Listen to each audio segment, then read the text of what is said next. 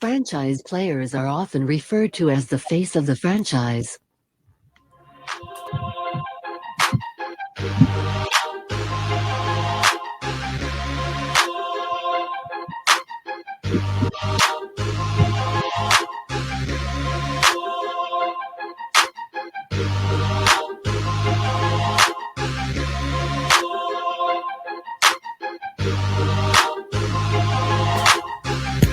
Welcome into a brand new edition of Franchise Players here on Tobacco Road Sports Radio, TobaccoRoadSportsRadio.com, your home for Triad sports coverage. I'm your host, Desmond Johnson. You can catch us every end of the week, Thursdays, on our YouTube channel, youtube.com/@Tobacco Road Sports Radio.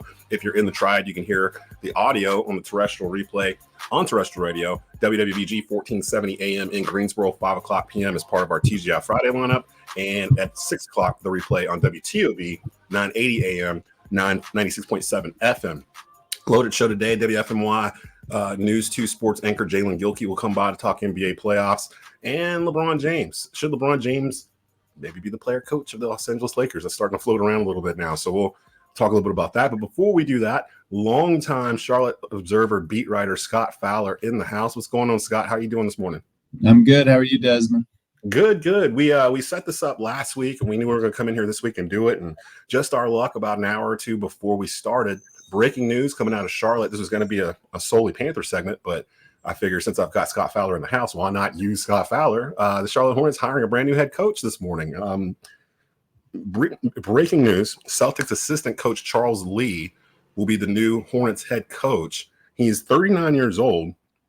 It's a 4-year deal. Give us your thoughts initially on the hire when you heard this morning.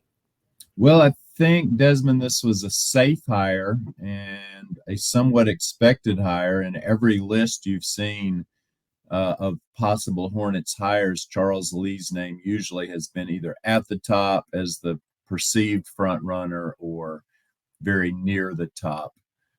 He's already won an NBA championship as an assistant in Milwaukee. He was a star player back in the day at Bucknell. And I think he's got a decent chance of it working out. I mean, they could have made some splashier hires. J.J. Redick would have been one. Lindsey Harding could have been the first female head coach in the NBA. Interviewed both of them, but ended up going safe here.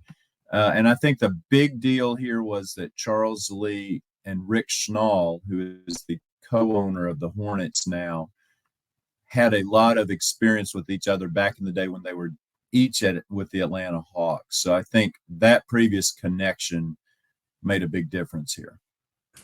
So I'm watching the NBA playoffs, and it feels weird. All the normal stars you would see during this time of the year are all at home. LeBron James, Steph Curry, Kevin Durant. The list just goes on and on and on and on. Kawhi Leonard, Paul George, like everyone's at home. And it's like all these teams with young cores. And I'm sitting there watching like a Minnesota being led by Anthony Edwards, or OKC with Shai Gilgeous-Alexander, Jalen Brunson with the Knicks. And I'm looking at the Hornets roster, and I'm like, these teams were picking in the lottery like where we were, like at the same time. Like Anthony Edwards was number 1 in the draft, that we picked LaMelo Ball 3rd. And I can't help but look at the roster of the Hornets and go, okay, what would have happened if LaMelo had played 75 games this year? What would have happened if Mark Williams was available for the season? Like, do you catch a vibe that Charlotte can be? I don't even want to call them surprises anymore, because Minnesota and OKC, they were at the top of the Western Conference all year. So this really shouldn't be a shock to anybody unless you didn't watch them at all. And that's what I think is kind of the shock that's going on right now, especially with Minnesota. People are like, whoa, how did this happen so fast? They were doing this all year. Do you think that can happen with Charlotte next year? Now they have a head coach, brand new ownership. Seems like the tide may be turning a certain way. Do you feel like it's tied basically to LaMelo Ball and his health? Sort of. It's tied a lot to Brandon Miller, too, I think. I mean, he needs, as great as he was as a rookie and 3rd in the Rookie of the Year voting, he's a guy who can ascend to an Anthony Edwards type level. I think that's the high peak for him. But if he becomes a regular 25-point-a-game, scorer, and then LaMelo, to me, is a little more problematic just because you've seen for 2 straight years now he's been injured. So you hope. Yes, so much of it depends on LaMelo. If those two are in the backcourt for 70 of 82 games together, lot of changes could happen here. I agree with what you're saying. It's a good point. I mean, it is a crop of new stars. The NBA is in transition right now, and we're seeing in the playoffs right now these that group is finally kind of aging out. LeBron and Steph and all those guys, KD, as you mentioned, and so the Hornets, who are 21-61 this year, which is terrible. Also, that will give them a very good one more draft pick, and so probably a top 5 pick. So if they can somehow hit one there, and the new coach works out, and they all get healthy, they won 21 games. I mean, you could see them if they made a big leap and won 40. That'd be a big time. I think they're 2 years away from really doing some damage, but 1 year away from maybe at least becoming respectable again. See, and I'm old school, just like you, so I'm thinking the same thing. It's going to take them some time, and yada yada. Then I look across the map at OKC, and I'm just like, like this happened in like 5 months. So as soon as Chet was healthy, like they had them all together and they just ran, and they're like the youngest team in the league, and they're also the 1 seed in the West. So we'll kind of see what happens with them when you're talking about the draft. I'm kind of hoping they go after like a Zach Edey or a Connor Klingon and just double down on the size. Basically what Minnesota did, because it does feel the NBA feels cynical to me, where things kind of come back around over time, and we've been in small ball, Golden State Warrior, Houston Rocket kind of world for a while. Now it feels like it's going back to traditional big men and the paint, defense, that kind of stuff. Minnesota is killing it in terms of defense and everything else. So teams like to imitate. So we'll see maybe if Charlotte likes to go down that route. Follow Scott on Twitter /X at Scott_Fowler. Let's move across uptown over to BOA, our Believe in Panthers Extra segment that we do here on Franchise Players. You'll be able to hear this segment audio on Believe's podcast network here later on Thursday, as well as Believe in Carolina Panthers, the new episode out right now that you can find over on Believe with myself, Skylar Callahan, and Jonathan Stewart. Rashad Penny, running back, was signed earlier this week by the Carolina Panthers. Who do you see emerging from a now pretty crowded running back room in Carolina? Is there a person that should be worried about their position? Well, Miles Sanders probably. I mean, there's a guy who had a disappointing first season. He was signed and hired by a regime that's no longer there. And so I think Rashad Penny is just they're throwing another dart at the board there. I mean, I still think Chuba Hubbard is he'll be the real guy, and he'll be the fantasy football guy this year for the Panthers. I think he's the guy they want to establish first and foremost. But obviously they picked Jonathan Brooks, and he's coming off a pretty tough injury, though. I think the estimations of him being 100% before training camp are, in my mind, that's very optimistic. I think you ease him back in, especially as a rookie. So that probably means you've got, Sanders and Rashad Penny, and, then Brooks kind of finding his way back. It's a crowded room, but you need it there. As Dave Canales said the other day, and I thought he put it well, it is such a violent position, Desmond. So violent. You don't need just 2 running backs. You need 3 productive ones in this NFL. And I love the fact that, and maybe it's because it felt like the previous 2 regimes with Matt Rule and Frank Wright was kind of lip service in terms of them each week at the podium saying, we're going to run the ball. And then we got to the games and they didn't really run the ball hardly at all. This feels more like, just based off their actions and what they've done this offseason, I don't see how they can't run the ball. Like literally, like everything they've done feels like it's been to help Bryce Young. And the easiest way to help Bryce Young is let him hand it off. Let's hand it off to a variety of people. Let's have a big wall in front of him so it's harder to get to him, so that he can actually do things like practice his footwork and stuff that I was kind of harping on at the end of last season that people hadn't really been noticing. But I noticed he kind of was real leisurely coming out of his snaps. It wasn't a sense of urgency, like he was just expecting someone to be in his lap, like as soon as he got the ball, which is pretty much what happened. So we'll see if the changes they've done this year will help. Who was your favorite pick of the Panthers in the 2024 draft? Well, I guess the first round pick. I mean, I even said before in a column that I wanted them to pick one of the Xaviers, and they ended up with the one from South Carolina, Xavier Legette, and I think he'll be good. Some people say, well, he's a little too much like Jonathan Mingo. I mean, to me, I'm not sure that's the case. I mean, he's a guy who I think is versatile and will do a lot of things well, and a big target for Bryce that he needs. I also like his confidence. I like that accent too. I think he's Yeah. going to be in the media. Going to be a fun guy to get on a podcast for sure. Just listening to that. That's I'm from South Carolina myself, so I love to hear those South Carolina accents. It's crazy how it's not like everyone has that accent, but like Yeah. every once in a while you'll run across somebody who it's like thick. Like like really. kind of what part of South Carolina too. Yeah. Low country is a lot different. You know, if you get down in Beaufort and all that area too, it's a lot different than if you came from Greenville or Columbia or something. I love it. Every time I hear him talk, it just makes me smile. And you're right. I want guys like Dan Morgan said that are dogs that are confident in what they do. Because that goes a long way. Like individually, if you're not confident in what you're doing, that kind of spills out across the rest of the team. I need every single guy thinking I'm the best at what I do. And the draft picks that they drafted, most of them kind of echoed that kind of sentiment in terms of what they are. Head coach Dave Canales has been here now a couple of months. And he has not, I don't think, gone to sleep. He's literally like just up. I've made the joke where Dave Canales is the type of person that he lives his life without an alarm clock. Like he literally, his body just wakes up naturally, like at 4:30 in the morning. He's working out or getting a breakfast. It's like he doesn't need something to help him get up. Right. He's just always up. You've been in the media in Charlotte for the past 20, longer than that now, since 94. And you've gone through 30 years. Yeah.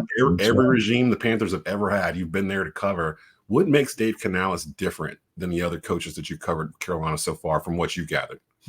Well, he's younger. I guess he probably is the youngest guy when you say, you know, how old he was when he got hired. You know, he reminds me some, and people won't love to hear this, but he does remind me some of Matt Rule in that he's charismatic. Rule is, you know, had a way with words as well. So does Canales. The difference is that Rule's background was college, and Canales really is heavy pro. And so I think he does have a step up there in that he knows the NFL and knows it well. He's a little more obscure than most of the guys they've hired before. I mean, only 1 year as a coordinator. But I've been impressed so far. I mean, and again, they haven't played any games yet, so we haven't seen him under fire. But he bounces around. It's a franchise that needs a dose of energy, Desmond. It needs enthusiasm so badly. And he's the kind of guy who I think will inject that young enough to, you know, still be able to, you know, he's got young children and, you know, able to probably talk to players in the way that, you know, Frank Reich had young grandchildren. You know, this is a different generation. Dave Canales, who is 43 years old, by the way, turned 43 this week, and Charles Lee's only 39. So the Hornets just hired a guy 4 years younger than Canales. So we've got a couple of youthful head coaches in Charlotte now for a couple of teams that haven't made the playoffs in a bunch of years. And, you know, we'll see which one gets there first. I'm 46. Like that, all that you just said made me feel like I need to set a doctor's appointment or something. You know, these young guys running the Hornets and the Panthers. So maybe page is turning for both franchises finally. For the city of Charlotte deserves it. Like I see how these cities are reacting in the NBA playoffs that had a lot of luck lately. OKC, Minnesota, especially, and the Knicks. That's a whole other story. The way New York is reacting to the Knicks and what they're doing. But I want that back. Like I'm old enough to remember the 90s Hornets, you know, where they were the hottest ticket in town. The Charlotte Coliseum's always sold out. They were on TV every game. Like you could get to it easily. And it made it more where like they were our team. And it feels like we've lost that since they left and came back. And maybe now between the Hornets and the Panthers, they can kind of get that groove again. I can't let you go without mentioning Panthers owner David Tepper, who was in the news during the draft again. The whole walking in the restaurant, the sign outside. I saw that they actually had a little more fun with it and trolled him a little bit more after the fact. I think it sounds like hats off to the Panthers draft picks or something like that. So a little tongue in cheek. I don't know if the media kind of blew it out of proportion because of Tepper's previous run-ins with the public, or if it was something that needed to be kind of put out there. But Tepper has made that bet himself in terms of his actions that have led to this point. He's mentioned that to our buddy Joe Person that he was going to be out of it this year. You're not going to really see him very often, if at all. Do you believe him? Do you believe that David Tepper can actually stay out of the way and just let the people that he's hired do their jobs that he's hired them for, or will we inevitably see David Tepper pop up before the season's over with? Oh, I think he's going to pop up. I just don't think that's in his personality. I mean, that he can say those sorts of things, but Tepper is he's a guy who's been out front and led organizations and businesses for a long time, and he's not a shrinking violet. So yeah, some of the stuff he does is kind of tongue in cheek. I think you're right in a way, Desmond, that this would have been perceived differently if we didn't have the drink throwing incident in Jacksonville, and we didn't have the fiasco that was the training facility in Rock Hill, and we didn't have the controversy around Eastland Mall site, and we didn't have all these other things that Tepper had some sort of hand in. I mean, I could name you 6 more, but if it was just the sign and him taking off the hat of some guy on the video, I think people would have laughed it off. But I mean, Rick Schnall, for instance, the Hornets' new co-owner, is very involved in a lot of things, but because he hasn't had any of these incidents yet, so his involvement is seen as, oh, good. Well, they finally got a guy who's in there who's, like Michael was never here, Michael Jordan. So here's Schnall. He's around all the time. He played in the Pro-Am yesterday, and he's, very involved. But that it's okay to be involved. You just got to be involved in the right sort of way. So again, all this gets solved, much like with the Hornets. It gets solved if they just win some games. Games, yeah. Just win some games, and then Tepper's perceived as this colorful guy instead of a controversial guy. It's just all you got to do is in a fairly weak division still. I mean, win 8 or 9 games and get in the playoff hunt. But they won 2, so they're they get. Tepper will be lots of things will be fixed if Bryce Young gets fixed, including Tepper's image eventually. I can totally agree with that. It's amazing how perception can flip, on a dime. If the Panthers come out on a 5-game win streak or something nutty like that, people will be cheering David Tepper in the streets of Charlotte. Like and plus too, something else I've noticed before I get you out of here, it doesn't seem like it's affected player signings like free agency or anything. It's not like it doesn't feel like players like, no, I don't want to play there. The owner's crazy. I don't want to go to Charlotte. Like it doesn't seem like that affected it at all. No, money's still good. The checks or direct deposits these days, right? But yeah, it's I don't think that is. I just don't think players have enough dealings with the owners to unless like the owner is like Donald Sterling or some just an avowed racist or something. That's like the NBA had that situation once, but. Just run-of-the-mill controversies, I think that it just rolls right off the players. They're much more concerned if they're, going to get in, if they're on the active roster for the next game. They're not concerned with the owner. And for those on social media that feel like they have the power to bully David Tepper to sell this franchise because they're dissatisfied with him, he bought them for $2.6 million. They are now currently worth $6, and they haven't had a winning season since he bought them 7 years ago. So I don't think he's going to let it go anytime soon. So just buckle up for the ride and hope that they've done enough for Bryce to let us compete in this NFC South that, like you said, Scott, I think it's pretty wide open. Atlanta, I don't know what they're doing. New Orleans has been kicking the can down the road for years, and then Tampa is a year older, and we have their offensive coordinator as our head coach. So there's no telling what's going to go down. But appreciate you coming on. Follow Scott and his work with the Charlotte Observer over on Twitter at Scott_Fowler, Mr. Scott Fowler in the house. Appreciate you being on, my man. All right. Thanks so much for having me. WFMY News 2's Jaelen Gilkey will chop it up with me with the NBA playoffs, and LeBron James might be next for the King here on TobaccoRoadSportsRadio.com. You're listening to Franchise Players. In professional sports, a franchise player is an athlete who is not simply the best player on their team, but one that the team can build their franchise around for the foreseeable future.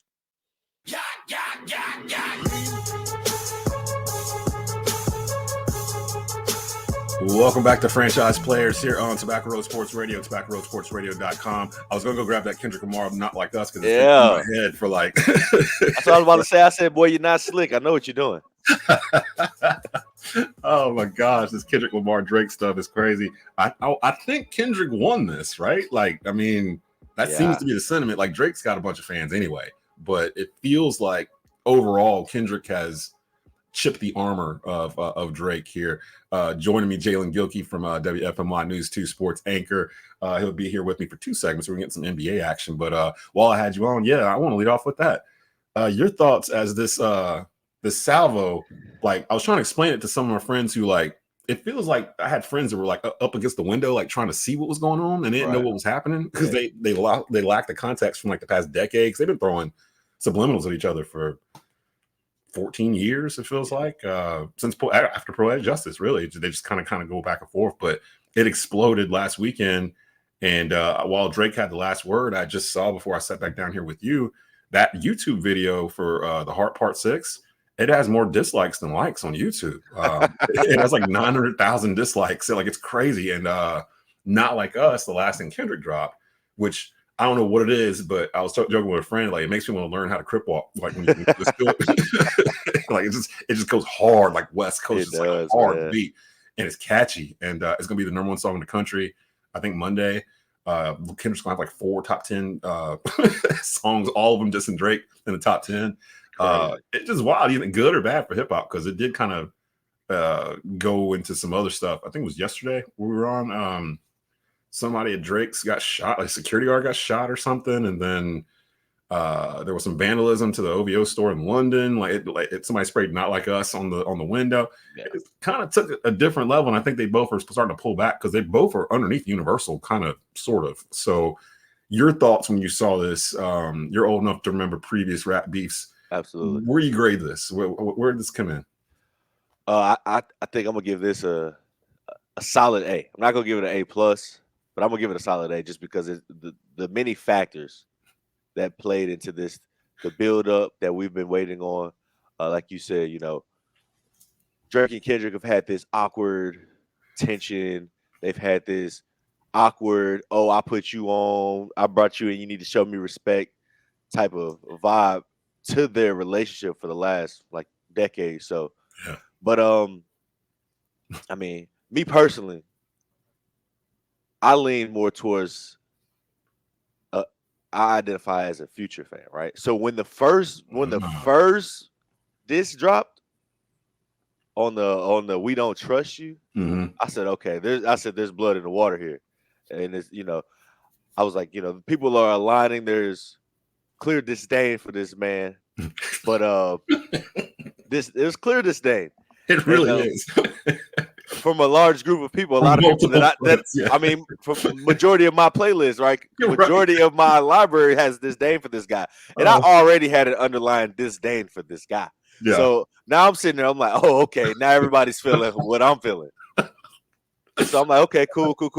And then, more comes out, and, we had a situation with Cole and then Rick Ross, and more people start to step in and replace. And then The Weeknd has a massive part in this. Jeez. He said he wasn't trying to get involved. He said he wasn't doing any more features, and then he gave Future 9 features, all pointed right at Drake. I said, "Oh wow, this is serious."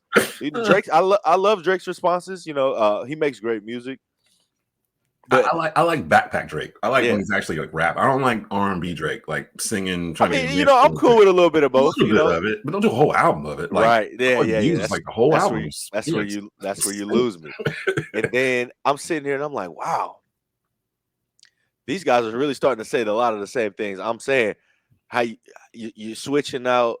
See, because this is when he lost me, right? You start switching out accents, and I understand trying different genres and trying to fit in with different crowds.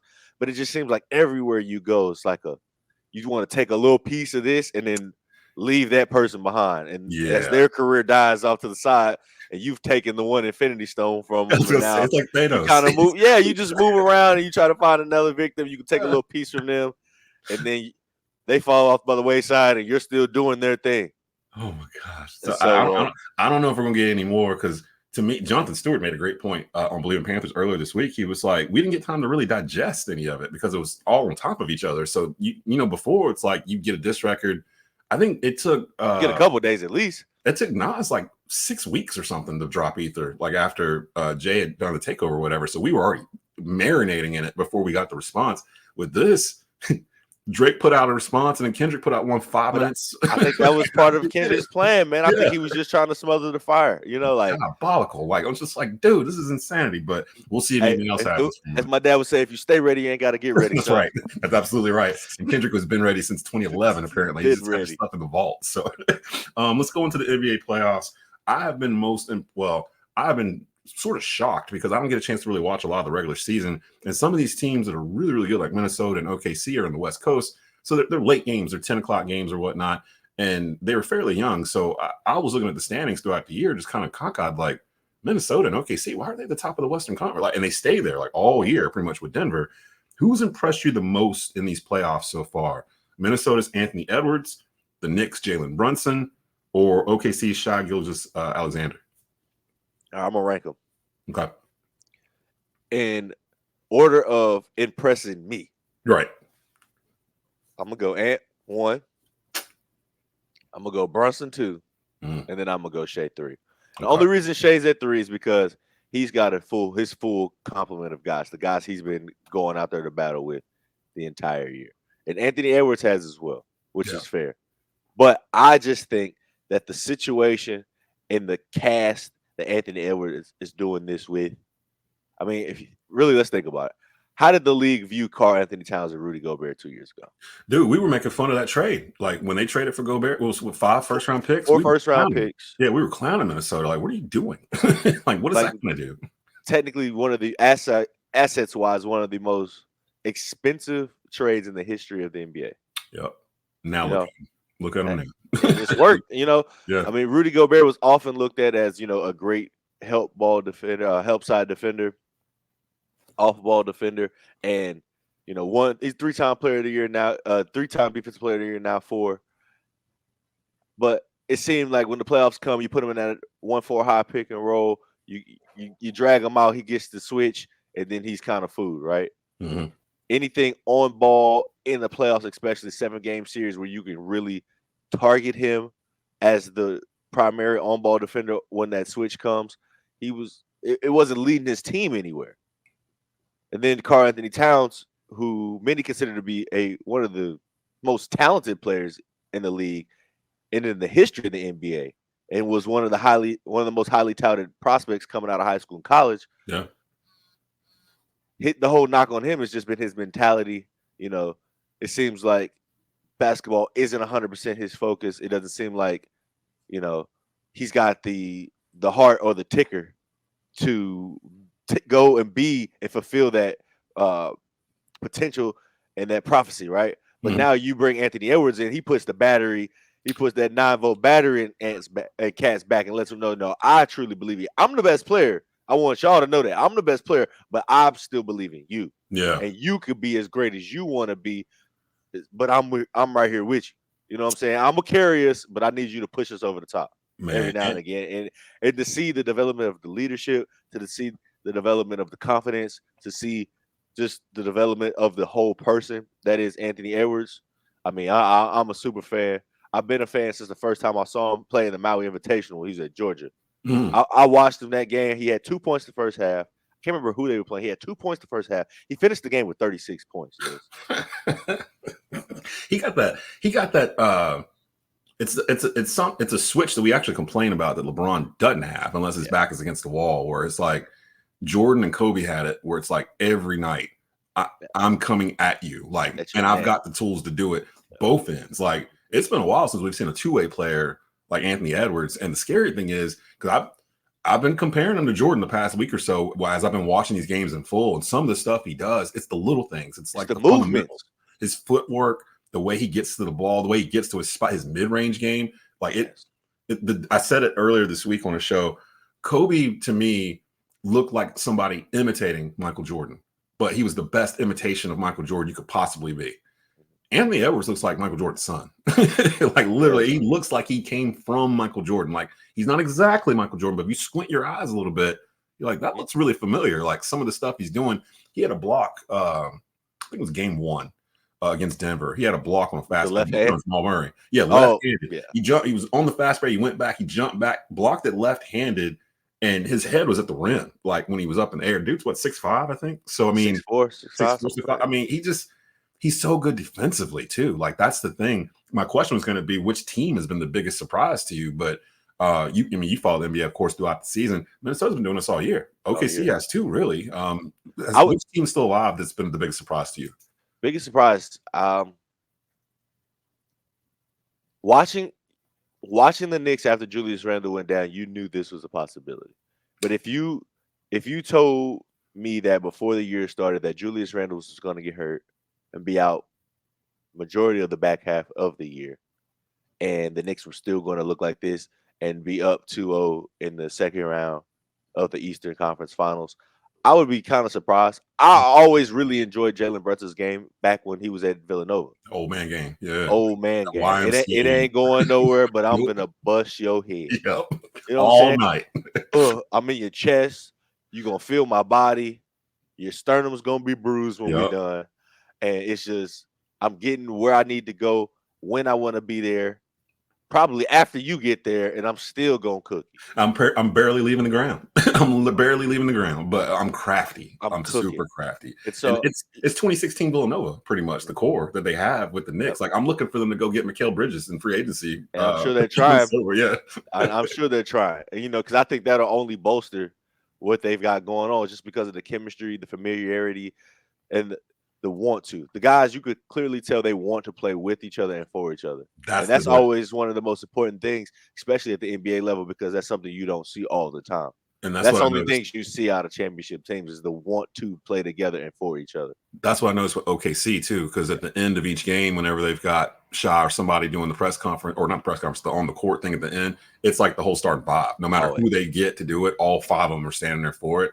And they're the youngest team, I think, in the league. And they're doing this. So, I mean, I've noticed when we said changing to the guard at the start of this segment, it's reverted from the big three era where like stars were grouping together and winning and whatnot, or trying to win, and just trying to find an easier path, in my opinion, to get to the finals and win a finals, to now where it's back to like team building and like the Knicks. I don't necessarily consider Jalen Brunson a superstar, although he's damn near like he's in that trajectory. He otherworldly right now, bro. I mean, the way he's playing is all world, but I never thought of him as being like elite, like an elite player.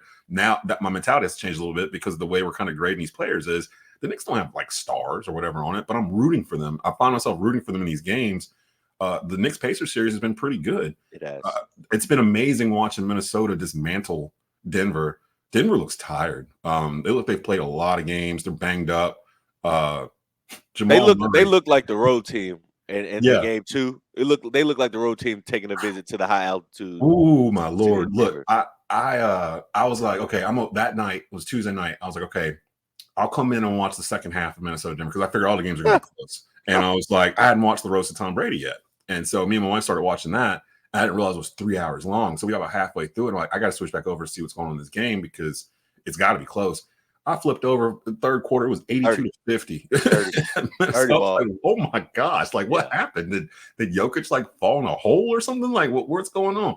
They locked down Murray. They locked down Jokic. Denver looked like agitated. Like they were on some college basketball defense. Like it was. And I wouldn't even go that far. I wouldn't even say college because I mean honestly, unless it was like a D3 versus D1. Yeah.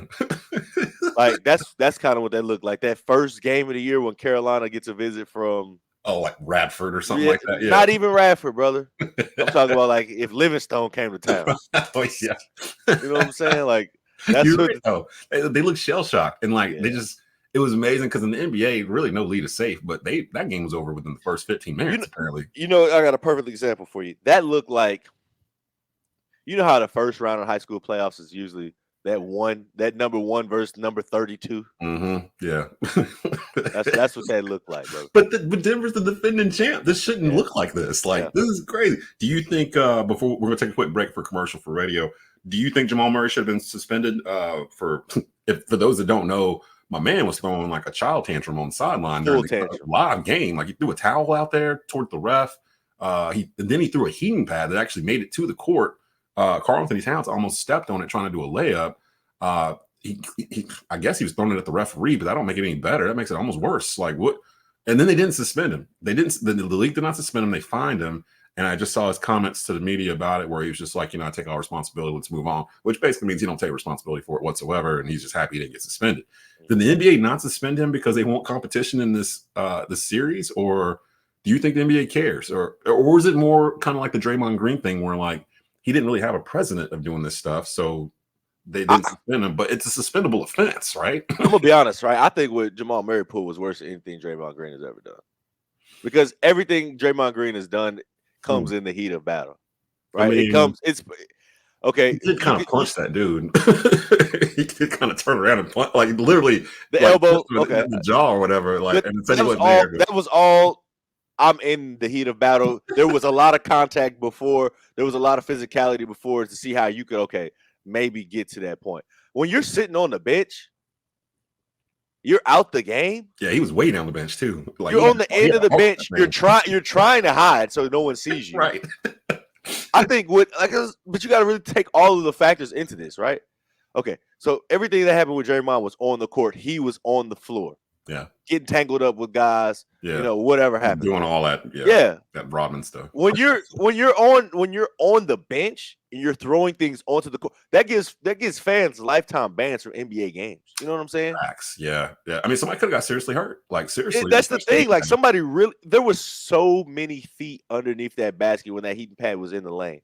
I just don't guys jumping up. I mean, because I think Cat went up, missed the first one. They got an old board and then went back up. So there's up and down. You know what I'm saying? It's right there. KCP, thankfully saw it and got it out of there. But I mean, I think this is probably one of the most egregious things we've seen from a professional athlete. Yeah, just because of the risk of hurting one of your brethren that's out there. You know what I'm saying? That was inconsiderate to everybody on the floor. Yeah, I just don't understand what he was thinking. Like, I'm gonna tell you what was he trying to accomplish? He's Canadian. He's light skinned. And I know that he could be your cousin, but is he going through this? It's hard. It's hard to be light skinned and Canadian right now, brother. Yeah, it's tough times, tough sledding. He had a flurry. He's getting, the dark skinned brother come from Kenny, aka Anthony Edwards, was coming through and wrecking shop in your hometown. What do you say? Shouting out the Ho King Chinese restaurant, sending their numbers through the. Come on, man. The other level stuff. It's real trolling out here. It's real trolling happening. Let me take a quick commercial break. We're gonna go back with Jaelen Gilkey from WFMY News to Sports Anchor Supreme. We're gonna stay in the NBA, but we're gonna look at the other side, the old heads, the ones that are no longer playing in this year's NBA playoffs. I'm looking at you, LeBron, Steph Curry, KD, Kawhi, Paul George. Like, go down the list.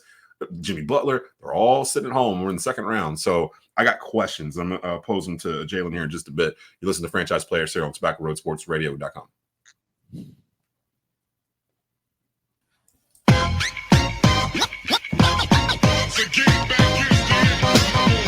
Welcome back to Franchise Players here on Tobacco Road Sports Radio, TobaccoRoadSportsRadio.com, WTOB every Friday evening at 6 p.m. and WWVG 1470 a.m. in Greensboro at 5 p.m. Part of the TGI Friday lineup that we have rolling over there. I'm your host, Desmond Johnson, joined by Jaelen Gilkey, sports anchor for WFMY News 2. Just talking a little NBA.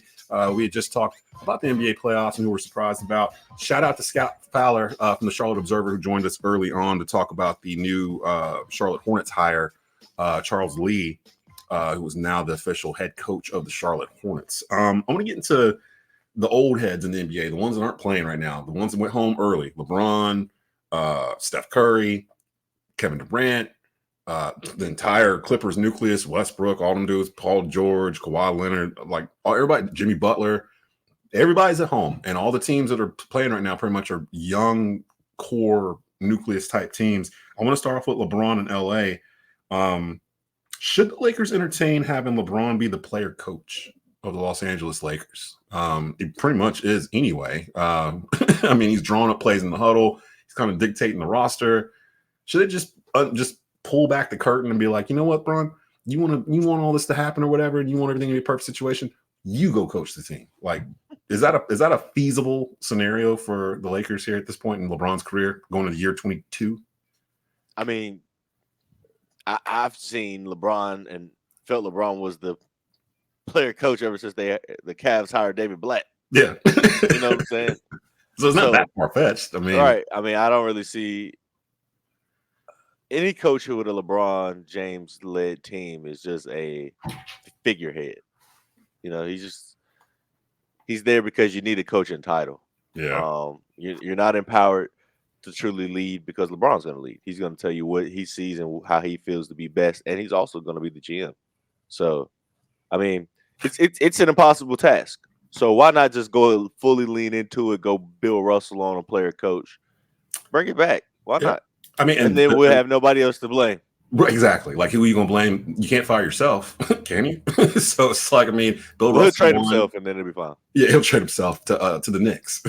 So Bill Russell actually was player coach the last 2 years of his career and won NBA titles in both years, 68 and 69, and was the first African American coach in professional sports when they promoted him to head coach. So it's been done before, has not really been done since. I went back to go look while we were Out of Pocket Live on Tuesday just to see, has anyone tried to do this in the 80s or not? I couldn't remember anybody in the 90s, but it seems like it was a 70s, 60s type of thing because there was some others that had done the same thing. But Bill's known more for it than anybody else, of course, being Bill Russell. Should they hire JJ Redick? Because it seems like he's been on the radar on a couple of teams. And, Well, him and LeBron got that podcast going. So maybe that's. I think what helps JJ in this whole coaching search and trying to get his coaching career kickstarted is the fact that he and LeBron seem to have great chemistry. They seem to be very close. And I think that's the most important thing. If you can't be, have that relationship with LeBron and he's your best player, then you don't stand a chance. And I think that's what kind of got Darwin Ham in a bit of trouble. He wanted to kind of keep that coach-player relationship from what it looks like on the outside. It didn't look like LeBron wanted to reciprocate that as much. And so if you could just go in and be his friend, it seems like that's the best way about staying employed. So I think JJ, does he deserve the opportunity? I'm sure there's a long list of guys that are more deserving just off of work that they put in. But I do think he'd be a good fit. And I do think, any LeBron-led team is going to be there. So it's only so much you're going to do, but just be prepared to, you're the one that's going to have to take the bullet when the shots ring out. We're going to go rapid fire as I hit each of these stars here to get your thoughts on them. Kevin Durant. Is Kevin Durant stuck in Phoenix? Because that situation looks like I don't know if it's going to get better with the way the Western Conference is right now, and they're all getting older. I think Devin Booker has a no trade clause. I think Brad Beal does too. So KD, but KD, man, he's moved around so much. I think Booker just signed a big extension, so I think he's in year 2 of that big extension. Yeah, but KD can still kind of be moved, but at this point in his career, and he's moved so much, he's not gotten past the second round of the playoffs since he left Golden State. And the crazy thing about all swept this, twice since then too. If Golden State had chose KD over Draymond and let Draymond go, we'd be watching Steph and KD in Golden State right now. And I think that might be enough to fend off some of these younger teams for a little bit. But of course, he had to move on and do what he's doing now. Is KD stuck in Phoenix? Like, can you see him making another move? Oh yeah, I can absolutely see him making another move. Absolutely. I mean, one thing KD has showed us over his time in his career is he gonna move. And he's cool with that. The Knicks would actually be a good fit for him because KD don't really need the ball. Jalen Brunson can actually still cook, and you're really just pick and pop with KD on the wing. You trade Julius Randle. Would you? Julius Randle's pick, yeah. If you go get KD, yeah. I mean, KD's 35, but you got. You still got a young Pete. You still got the young guy already. You know what I'm saying? I mean, they've shown they don't need Julius Randle. Yeah, they really have. Imagine what he's doing watching these games at home. They make it to the Eastern Conference Finals. They've done something with Jalen Brunson in 1 year that they haven't done with Julius Randle in 4. Yeah, it's really just him, Dante, and Josh Hart basically just kind of willing that team. Man, God, good Lord. KD can get going. I think he goes back to either OKC or Golden State. And I don't think OKC's going to open them up, be a super – they got a lot of picks to trade. Mm-hmm. But I don't think they're going to want to break up that core that they got. Yeah, I think Golden State will be willing to give pretty much anybody except for Kuminga up. Ooh, I could see him going back to Golden State. That would because I've been – actually, one of the questions I have on here, we'll get to it in a minute because it's about the Hornets. The Clippers, they need to break that thing up. Where are you with Kawhi Leonard at this point? Look, I love Kawhi Leonard's game when he's out there, but I can't hitch my wagon to that anymore. It's bad business. Yeah, 2019 was 5 years ago. When he took Toronto to the championship, and he has not been on the floor since, and he wasn't really on the floor before that. So I mean, it's I'm almost wishing he would retire, sort of. It's because I feel like it's damaging. But I love to watch him play when he's out there because I mean he's great, man. Yeah, He's simple, but it's great. Master the mid range, plays defense, can shoot, can score. I mean, I think the Clippers need to go ahead and break it up. You got too many old guys. Westbrook, and I mean Harden. I mean, it was like Kawhi. It was like a book you've read 5, 6, 7, 8 times, and you know what's coming next, but you still get excited at the same point. You know what I'm saying? Game 2, he had the first 2 games. Everybody was like, "Oh, he gonna be able to do it without Kawhi." Nah, just wait. Yeah, game 3, game 4, game 5. When you're back against the wall, when it's time to win or go home, James Harden is the first one on the plane. It's just what it is. Let's get out of here. He got TSA pre-check. He ain't even taking his shoes off. Mr. 0 for 13. Game no check bag, just a carry-on. He ready to go. Ready to go, man. I think James Harden is the perfect example of somebody who got too much shoe money too early, and like just his priorities. He can talk the talk, but the proof's in the pudding. Like I think honestly, if he would have never got a shoe deal, I think this is just who he was. Who he was just going to be. He's going to be a great regular season player. When that pressure get on him, it's just a little bit too much. You don't want to be that guy. You're right, because he was like, I think he was like this in OKC too. He was. I mean, in the finals, he was really kind of the reason they lost that finals because he didn't show up. And then in Houston, they had the number 1 seed, him and Chris Paul. Like people talk about all the help LeBron's had, like over the years. Like this team, James Harden, James Harden and Kevin Durant have had the greatest teammates of all time. Like people forget James Harden was with Dwight Howard in Houston when Dwight Howard was still like. First team All Pro, like him, Chris Paul. So he's played. James Harden has played with Chris Paul. He's played with Dwight Howard. He's played with Russell Westbrook twice. He's played with KD. Yep. He's been with Embiid. He's Paul been George. with young Maxey. He played with KD twice. Excuse me. Mm-hmm. He played with Kyrie, Paul George. No championships. And I mean, you can say the same. You can say the same thing about KD though. They've had some of the greatest teammates of all time. And it's all them moving around, like looking for a better situation. They took the LeBron plan and took it to a whole other level of I want to go someplace. Kevin Durant specifically. Remember, we were on franchise players last year, and Kevin Durant was like, I want to go to Phoenix. We were like, oh, you want to go to Phoenix? They're the number 1 seed in the West or whatever. Like, just want to. And then he ended up going, and they're the 8th seed or whatever it ended up being, and being worse than they were before he got there. Let me ask you this question. In Charlotte scenario, LaMelo Ball, 5 first-round picks for Steph Curry. If you're Charlotte, would you take that trade? I mean, it's gonna put more people in the stands. Yeah, and Is Steph. your team getting better? So, is your team better? No.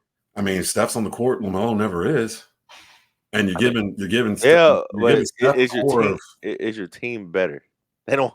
No, I mean the Hornets won 21 games last year, so I mean, I'd have to. Okay, so you asked Steph, you're probably still right at 40 wins.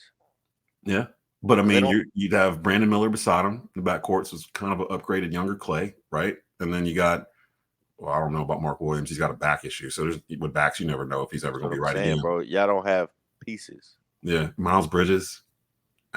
They're young. They're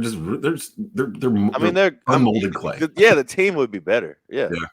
And it would be more fun to actually go to Hornets game. You're still gonna be right there in the play-in. I have a suite, and I've never used it since I've had the opportunity to use it because I just haven't wanted to drive down to Charlotte to watch the Hornets. Like, especially LaMelo ain't playing. There's been nights where like I don't even know who the starters are. Like, what? Oh, that's sweet. Yeah. Did you just try to flex on me? Nah, because. No, for real. Okay, so you just that was so tobacco. Said, man, I done bought this suite. I don't even use it.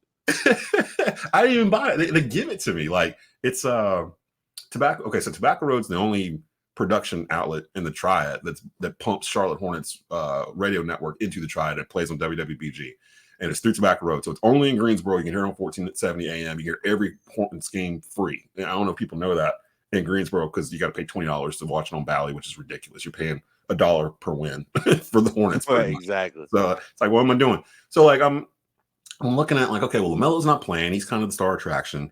Do I want to go down to Charlotte just to watch Brandon Miller score 23 and like a 18-point loss? Like, but it is a suite. Like we get a suite that we can use, and they have blackout dates or whatever. So like if they're playing the Lakers, obviously they probably can't get it.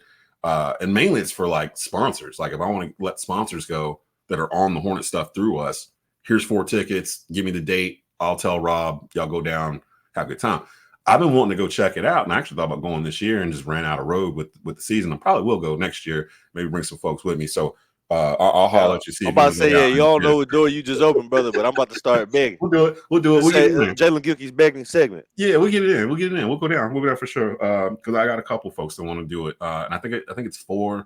And again, it's a corporate suite, so I'm hoping the Hornets have something for us to really cheer for. Before I get you out of here, though, Stan, on Charlotte, you were saying they didn't really have anything. How are you feeling about the young core of Charlotte? Because to be honest, I'm watching the playoffs and I'm seeing OKC and Minnesota and the Knicks and all these teams with these young teams, and I'm like, hell, Minnesota was in the same drafts that we were, like, in the lottery. They had that one spot though. Anthony Edwards had that number 1. We got Melo at 3. I mean, and James Wiseman went 2 to Golden State. Like, imagine if Golden State had drafted LaMelo Ball like back in 2020, like how different they might be construed right now. But you don't have any hope for the. I know it's hard to say because there's so much injury going on with the roster with LaMelo and Mark Williams and others.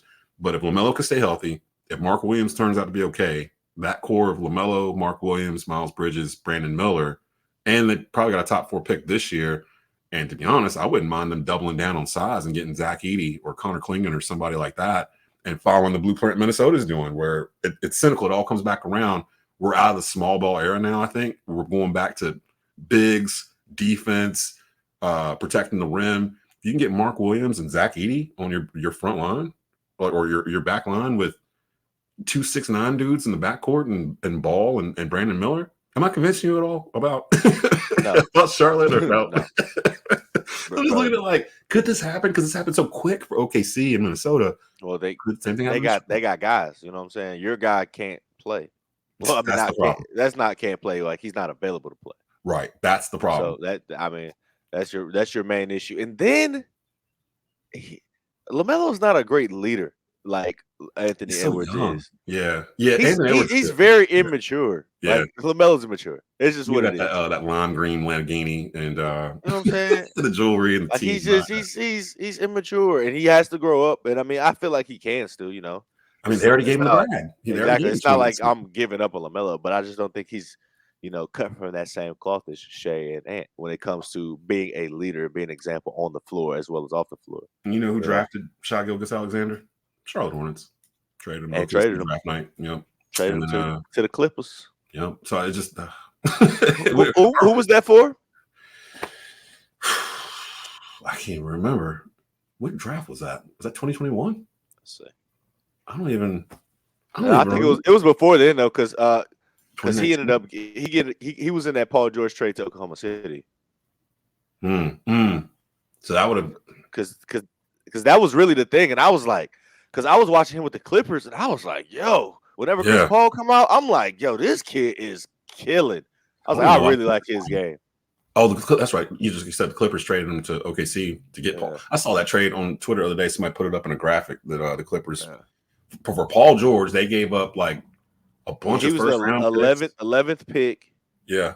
To the Hornets, and Charlotte Hornets traded to the Clippers the same day in exchange for a pick after him, which ended up being Miles Bridges and 2 future second round picks. That's a pretty good trade. I'm okay with that. You got 2 future first round picks and Miles Bridges, who's one of your key pieces now. So yeah, I'm okay with that. Although Shai just finished second in MVP voting, so so it's a little favorite. And I just saw he's the first player to average 30 points per game and lead the 1 seed in the West and not win MVP. So Nikola Jokic wins his 3rd MVP. That's actually my last question of the day. He wins his 3rd MVP. First center to win MVP 3 times in 4 seasons since Kareem Abdul-Jabbar did it in the 70s. Nobody's done it since then. He's the 9th player to win 3, joining Kareem, Michael Jordan, Bill Russell, LeBron James, Wilt Chamberlain, Moses Malone, Larry Bird, Magic Johnson. What a list.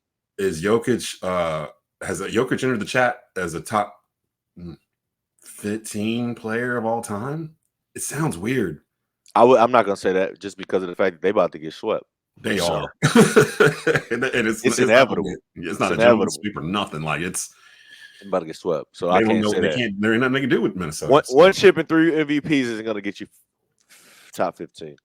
I mean, he needs more hardware. He needs more than one ring to get in there because Moses. He's a top 100 guy though. I'll tell you that. So when that next 24, 23 years when that next list comes out. Oh, he definitely on that. He's a top 100 guy, and I think he's a top 50 guy right now for sure. I mean, I've had people tell me he's like the greatest offensive player of all time. Like, no. I mean, he can do – it's weird. He compiles points, but it's not like it's flashy or he's doing something that other people don't do.